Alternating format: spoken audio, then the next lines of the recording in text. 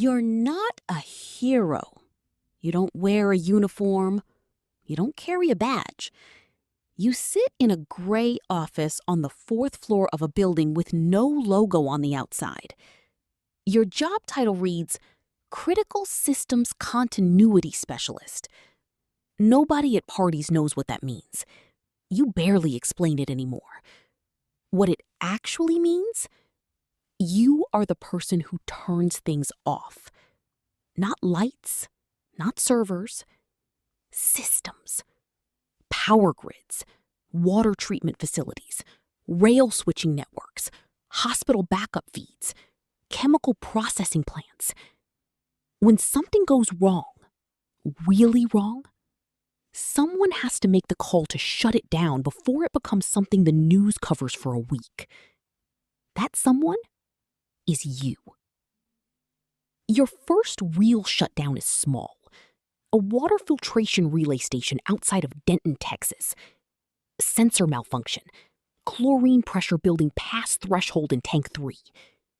Your supervisor walks you through it once. Isolate the relay, cut feed from valve cluster B, monitor pressure drop, confirm isolation, log it.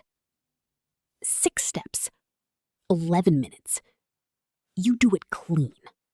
Pressure drops, system stabilizes. Nobody in Denton notices.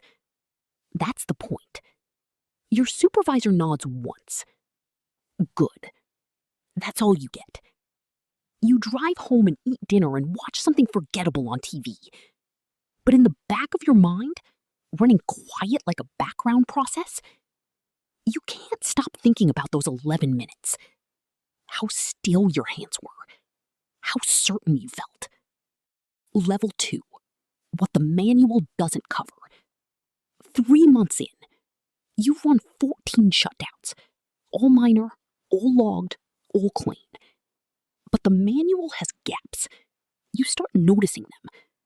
The protocol for a Tier 2 shutdown, something affecting more than 50,000 people, requires a supervisor cosign. But what happens when the supervisor is unreachable? You find out on a Wednesday at 2:17 a.m. A natural gas distribution hub outside of Columbus, Ohio. Pressure anomaly in the main feeder line.